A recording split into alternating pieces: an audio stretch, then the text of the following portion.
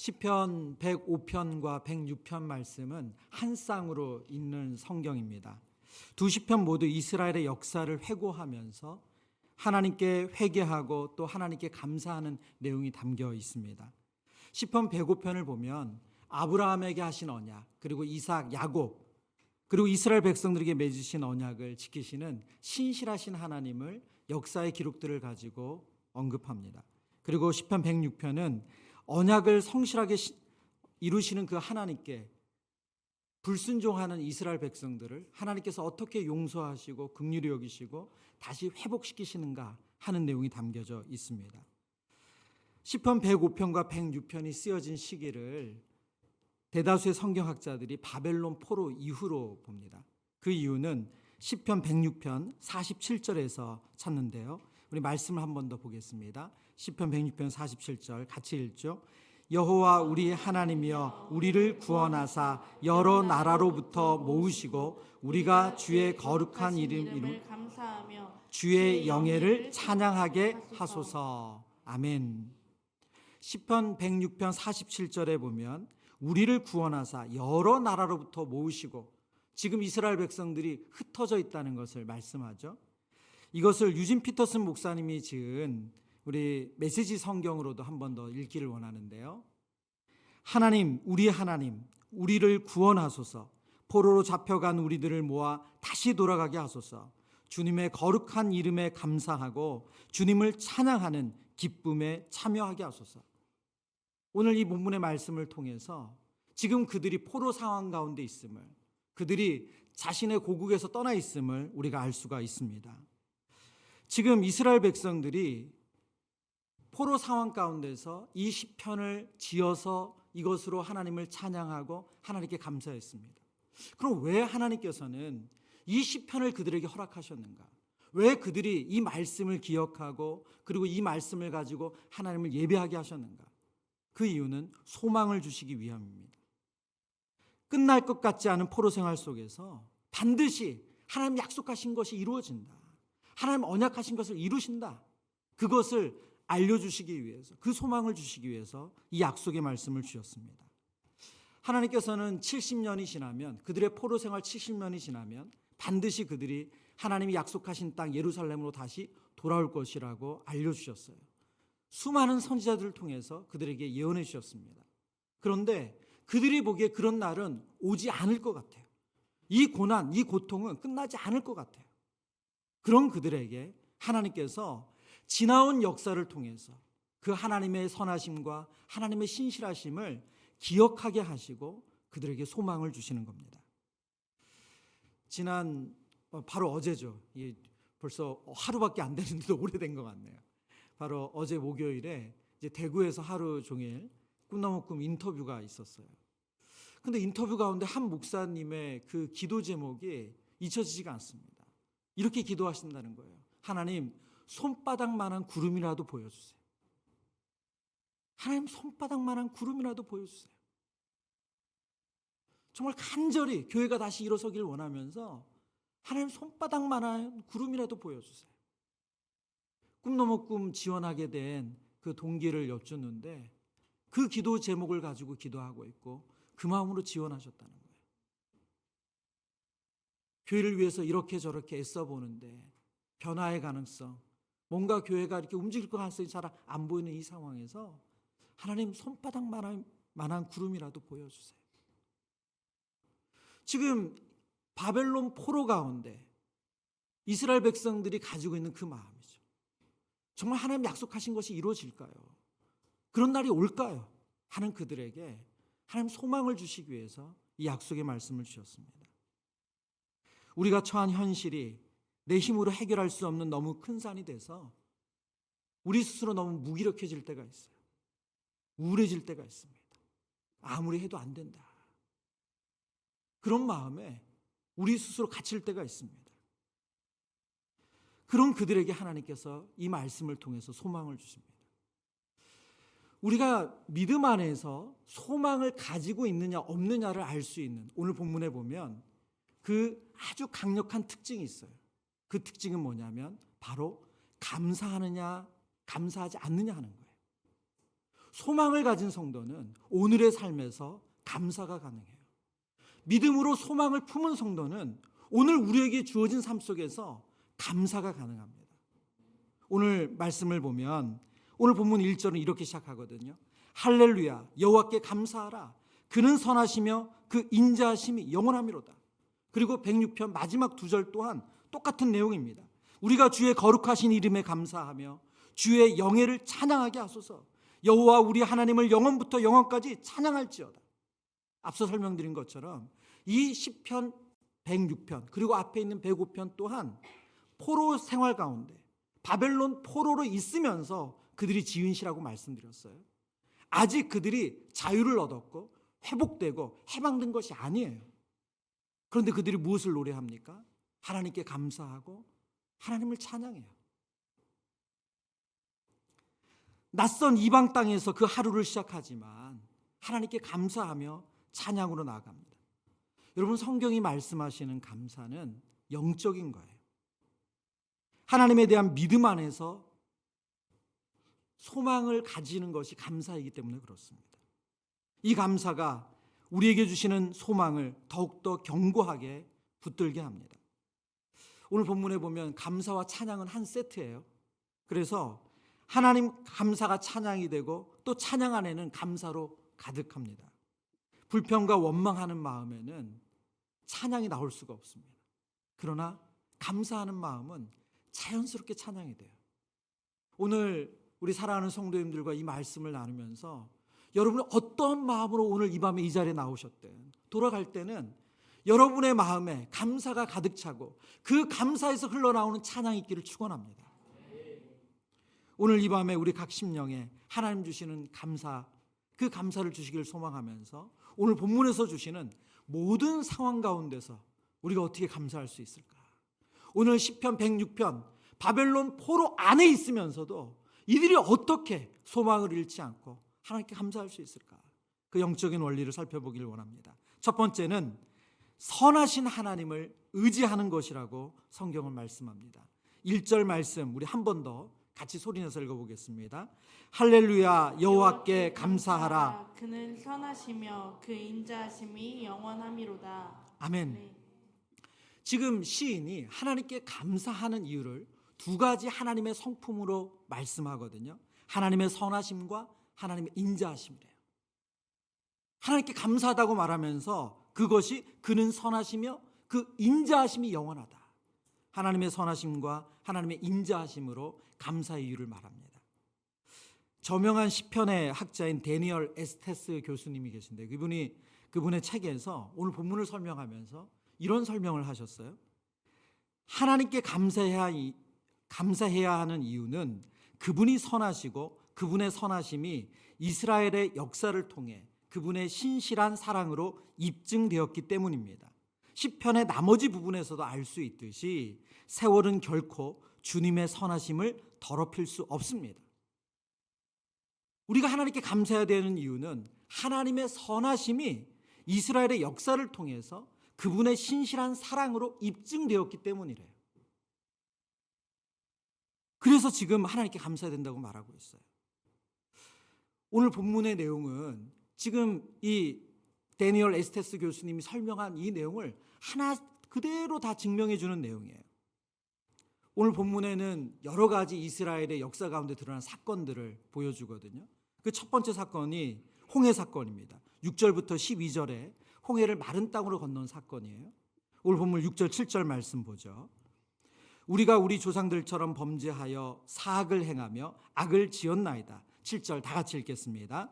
우리의 조상들이 애굽에 있을 때에 주의 기이한 일들을 깨닫지 못하며 주의 크신 인자를 기억하지 아니하고 바다 곧 홍해에서 거역하였나이다. 아멘.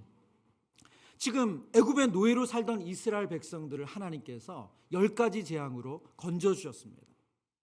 그들의 부르짖음, 그들이 학대받는 부르짖음을 들으시고 하나님께서 건져주신 거죠. 그래서 그들이 지금 홍해 바다 앞에 서 있어요. 그런데 앞에는 홍해 바다가 있고 뒤에는 누가 있습니까? 바로 왕의 군대가 있어요. 그들이 그것을 보고 하나님 앞에 지금 원망을 하고 있어요. 출애굽기 14장 11절 12절에 그 본문의 내용을 이렇게 말씀하는데요. 그들이 또 모세에게 이르되 애굽에 매장지가 없어서 당신이 우리를 이끌어내어 이 광야에서 죽게 하느냐? 어찌하여 당신이 우리를 애굽에서 이끌어내어 우리에게 이같이 하느냐? 12절 우리가 애굽에서 당신에게 이른 말이 이것이 아니냐 이르기를 우리를 내버려두라. 우리가 애굽 사람을 섬길 것이라 하지 아니하더냐? 애굽 사람을 섬기는 것이 광야에서 죽는 것보다 낫겠노라. 하나님께서 놀라운 기적을 행하셔가지고 그들을 애굽 사람들의 선물을 받으면서 애굽 사람들이 주는 물건을 받으면서 그들이 탈출했어요. 그 놀라운 사건을 경험했음에도 불구하고 다시 그들 앞에 또 다른 문제, 홍해와 뒤에 바로의 군대가 나타나니까 그들이 하나님을 원망합니다. 이때 하나님께서 어떤 일을 행하십니까? 출애굽기 14장에 보면 모세가 손을 내밀어서 손을 바다 위로 내밀자 그때부터 동풍이 불기 시작하죠. 그리고 그 동풍이 바닷물을 갈라놓습니다. 마른 땅이 되게 해요. 그리고 불과 구름 기둥이 애굽의 군대를 어지럽게 해서 이스라엘 백성을 쫓아오지 못하게 해요. 이스라엘 백성들이 다 마른 땅으로 그 홍해를 건넌 다음에 다시 모세가 손을 내밀 때 그 물이 다시 원상복귀돼서 애굽의 군대가 수상이 됩니다. 여러분, 지금 이 본문의 사건을 보면 이스라엘 백성들이 하나님께 보여준 태도, 하나님께 행한 모습을 보면 이런 또다시 이런 은혜, 이런 사랑을 받을 만한 이유가 없어요. 근데 하나님께서 10가지 재앙을 보고도 하나님의 능력을 의심하고 하나님의 선하심을 의심하는 그들에게 또다시 사랑을 베푸시는 거예요. 이런 사건이 이제 계속 반복돼서 제가 좀 설명할 텐데, 근데 여러분, 이 말씀이 구약의 이야기가 아니라는 거예요. 바로 우리의 이야기 아닙니까? 제가 이 말씀을 다시 요약하고 정리하면서 하는데 계속 제 지나온 삶이 생각이 나는 거예요. 지금 요즘 우리 아이들 수시 원서 쓰고 있잖아요. 저 고3 시절 생각하면 정말 하나님께 절박하게 기도했던 기도의 제목들이 있었어요. 정말 그리고 하나님께서 그 기도의 제목에 응답하셨어요. 제 인생에 있어서 너무나도 구체적이고 확실한 응답을 주셨어요. 그것뿐입니까? 결혼할 때는 결혼을 상상할 수도 없는 상황과 조건이었어요. 제가 IMF 좀 지나고 결혼을 했거든요. 도저히 제 힘으로는 결혼할 수 없는 상황이었는데 하나님께서 여호수아 1장의 말씀을 통해서 용기를 주시고 그 말씀을 통해서 결혼하고 지금까지 25년 동안 굶어 죽지 않고 잘 살고 있습니다. 여러분, 지금 오늘 시편 106편의 이스라엘의 역사라고 하나하나 기록한 사건들이 저와 여러분의 삶에도 똑같이 하나님께서 우리는 하나님 앞에 그런 믿음으로 합당한 태도를 보이지 않았음에도 불구하고 하나님 놀라운 사랑으로 하나님의 선하심을 보여주셨다는 거예요. 오늘 성경을 다시 볼까요? 13절, 18절의 내용을 보면 어떤 사건을 이야기하시냐면 이제 홍해를 건넜어요. 그들이 정말 하나님 베푸신 놀라운 기적을 통해서 마른 땅이 되는 홍해를 건넜습니다. 그리고 광야에 들어서자 그들이 고기를 안 주신다고 원망해요. 애굽은 먹을 것이 많았는데 우리가 고기를 못 먹고 산다고 그렇게 하나님을 원망해요. 하나님께서 그 원망하는 그들에게 다시 고기를 주시죠. 뿐만이 아니라 하나님이 세운 모세의 지도력을 의심합니다. 그래서 오늘 다담과 아비람이 반기를 든 사건을 성경에 기록해요. 그럼 하나님은 그들을 긍휼히 여기시고 용서해 주세요. 그리고 19절에서 23절의 내용은 금송아지를 만든 사건입니다. 오늘 시편 106편 그리고 106편 24절 25절의 내용은 민수기에 일어나는 가데스 바네아 사건이거든요. 우리 말씀을 좀 보죠. 시편 106편 24절 25절입니다. 같이 읽습니다. 그들이 그 기쁨을 땅을 멸시하며 그 말씀을 믿지 아니하고 그들의 장막에서 원망하며 여호와의 말 듣지 아니하였도다. 아멘. 그들이 그 기쁨의 땅을, 가나안 땅을 말하는 거죠. 하나님 약속하신 땅, 그 땅을 멸시했대요. 그리고 하나님의 말씀을 믿지 않았대요. 그들의 장막에서 원망하며 여호와의 음성을 듣지 아니하였대요. 민수기 13장과 14장에 보면 12명의 정탐꾼이 정탐을 마치고 나서 보고를 하죠. 10명의 정탐꾼의 보고가 부정적이었습니다. 그 보고를 들은 이스라엘 백성들이 밤이 새며 통곡을 해요. 밤을 새며. 오늘 본문은 그 사건을 지금 말씀하고 있어요. 그때 하나님께서 너무너무 격노하셔서 내가 이스라엘을 다 여기서 쓸어버리고 모세 너로 새로 시작하겠다 말씀하시죠. 그러나 모세의 중재로 다시 한번 하나님께서 그들에게 기회를 주세요.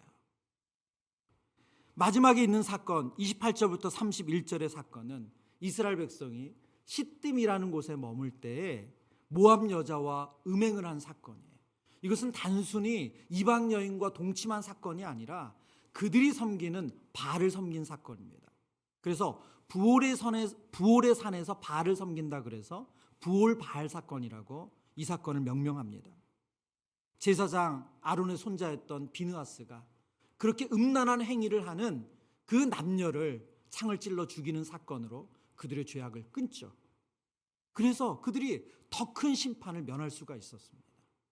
그런데 이 사건을 하나님이 얼마나 싫어하셨는지 이 사건으로 심판받은 연병으로 이 질병으로 죽은 사람들이 성경의 기록을 보면 24,000명이었어요.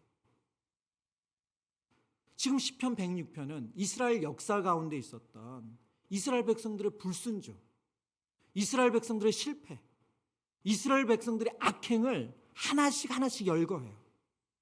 사랑받을 이유가 없어요. 은혜 받을 이유가 없어요. 그런데 하나님께서 신실한 사랑을 보여주셨다는 거예요. 이 신실한 사랑이 무엇을 증거합니까? 하나님의 선하심을. 하나님의 선하심을 알려줘요. 여러분, 저와 여러분의 삶 속에 하나님께서 보여주셨던 그 신실한 사랑이 하나님의 선하심을 증거하는 줄 믿습니다. 하나님 저와 여러분을 위해서 가장 선한 계획을 가지고 있는 줄 믿습니다.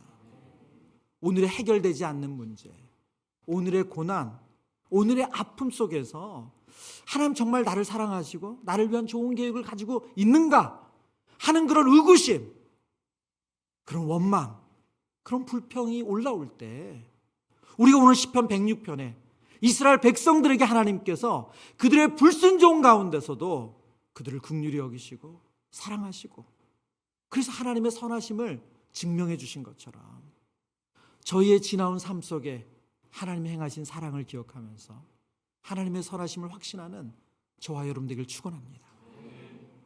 두 번째, 모든 상황 가운데서 감사하려면 신실하신 하나님을 기억하라고 말씀합니다. 오늘 시편 106편 4절의 말씀인데요. 우리 한 번 더 소리내서 읽어보겠습니다. 여호와여 주의 백성에게 베푸시는 은혜로 나를 기억하시며 주의 구원으로 나를 돌보사. 아멘. 오늘 본문에 보면 하나님은 하나님의 백성을 기억하시는 분이시래요. 주의 백성에게 약속하신 것을 잊지 않는 분이심을 말씀하는 겁니다. 하나님은 한 번도 당신의 백성을 잊지 않으세요. 오늘 106편 45절 이제 마지막 부분에 가서도 한 번 더 이 내용을 반복하시는데요. 우리 같이 읽어보겠습니다. 그들을 위하여 그 언약을 기억하시고 그 크신 인자하심을 따라 뜻을 돌이키사. 하나님께서 그 백성을 기억하신다는 것은 하나님의 백성들과 맺은 언약을 기억하신다는 뜻이라고 설명하고 있습니다. 그러면 하나님은 하나님의 백성들과 어떤 언약을 맺으셨는가? 어떤 약속을 하셨는가? 히브리서 8장 10절에 이렇게 말씀하세요. 또 주께서 이르시되 그날 후에 내가 이스라엘 집과 맺을 언약은 이것이니 내 법을 그들의 생각에 두고 그들의 마음에 이것을 기록하리라. 나는 그들에게 하나님이 되고 그들은 내게 백성이 되리라. 하나님께서 하나님 택하신 백성들과 맺은 언약의 핵심은 하나님이 그들의 하나님 되고 그들은 하나님 백성이 되신다는 거예요. 근데 문제는 이 언약을 맺은 이스라엘 백성들, 그들이 이 언약에 신실하지 않았어요. 이 언약을 번번이 어겼어요. 그런데 성경을 보면 하나님은 그럼에도 불구하고 그런 그들에게 끝까지 신실하셨다는 거예요. 여러분, 이것을 히브리서 9장에서 하나님께서 이스라엘 백성들의 이야기가 아니라 이것이 오늘 우리의 이야기임을 이렇게 말씀하세요. 이로 말미암아 그는 새 언약의 중보자시니 이는 첫 언약 때에 범죄한 죄에서 속량하려고 주구사 부르심을 입은 자로 하여금 영원한 기업의 약속을 얻게 하려 하심이라. 첫 언약을 맺은 이스라엘 백성들, 그들이 이 언약을 지키지 않았어요. 그런데 하나님께서 그런 백성, 그런 사람들을 위해서 어떤 일을 행하셨습니까? 바로 예수 그리스도를 우리를 위해서 십자가에 내어주시는 일, 이 속량을 하셨다는 거예요. 저와 여러분에게 주어지신 하나님의 은혜는 이스라엘 백성들에게 주신 은혜와 동일합니다. 번번이 우리는 하나님께 약속하고 그 약속을 어겨요. 그런데 하나님은 예수 그리스도를 우리를 위한 그 모든 죄값을 대신 치르게 하심으로 하나님의 그 신실하심을 드러내 주신다는 거예요. 그 언약을 끝까지 지키신다는 거예요. 그 사랑을 포기하지 않으신다는 거예요. 신실하다는 이 히브리어 단어를 신약 성경으로 오면 이 신실하다는 단어를 어떤 단어로 번역하냐면 충성되다라는 단어로 주로 번역을 합니다. 성경을 읽다 보면 하나님의 백성들은 하나님께 충성하지 않아요. 그러나 하나님은 우리에게 충성되세요. 기쁠 때나 슬플 때나 어려울 때나 좋을 때나 충성해야 하는데 우리는 그렇지 않습니다.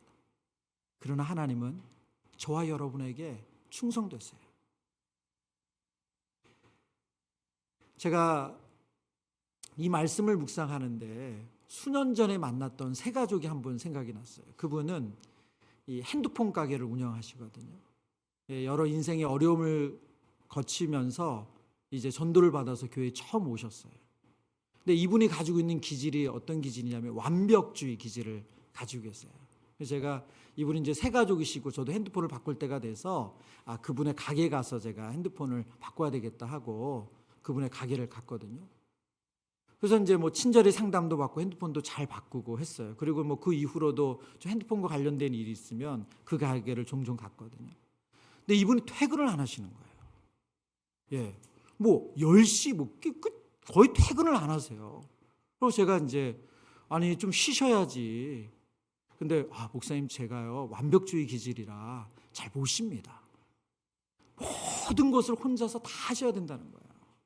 예, 쉬지를 못하시는 거예요.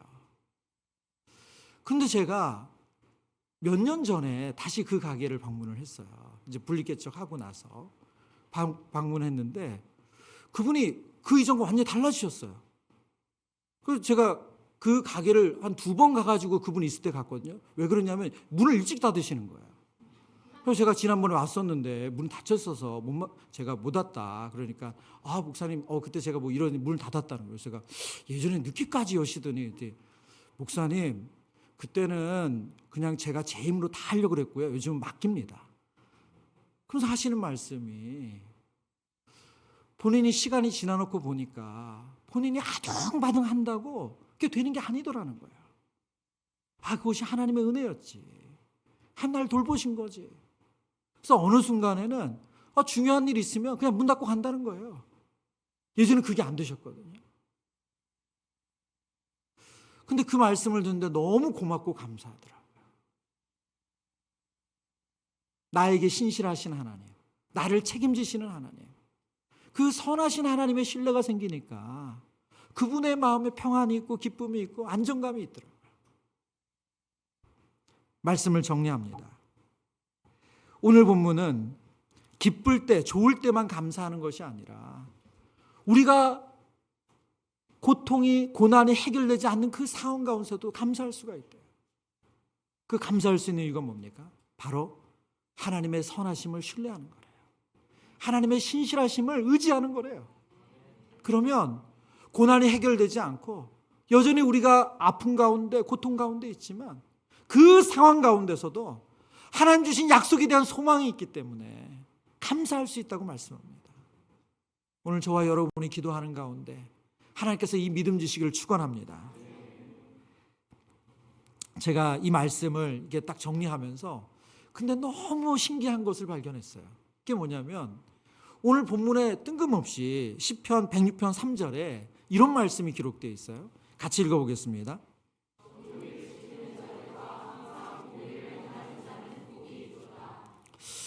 제가 오늘 이 본문의 이 서론의 부분에 해당하는 내용이에요.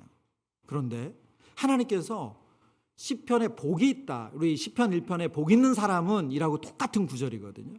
복이 있다 말씀하시는데 정의를 지키는 자들과 항상 공의를 행하는 자는 복이 있다. 근데 여러분 이 말씀 좀 익숙하지 않습니까? 불과 5일밖에 지나지 않았지만 우리에게는 그렇죠. 우리 주일에 우리가 나눴던 말씀이에요. 그렇죠? 여기 정의라는 단어가 히브리어로 미슈파트고 그다음에 공의라는 단어가 째다카라는 단어입니다. 지금 하나님께서 하나님의 공의, 하나님의 정의, 미슈파트와 째다카에 대해서 말씀하고 있어요. 그런 사람 복이 있다. 근데 본문의 흐름에 보면 이게 되게 뜬금없어 보여요.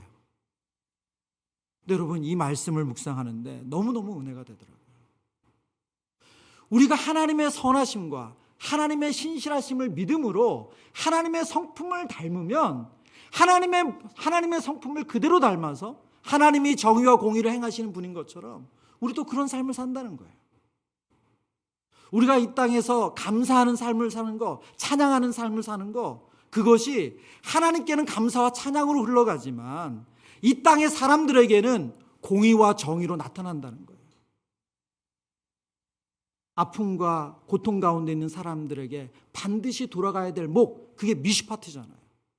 그 미슈파트가 생기고 하나님이 원하시는 그 의로움의 행위, 그 째다카를 행하며 산다는 거예요. 그게 하나님의 선하심과 신실하심을 온전히 깨달아 알아. 삶 속에서 감사함으로 살아가는 성도의 모습이래요. 여러분 성경은 일관돼요. 성경은 한결같아요.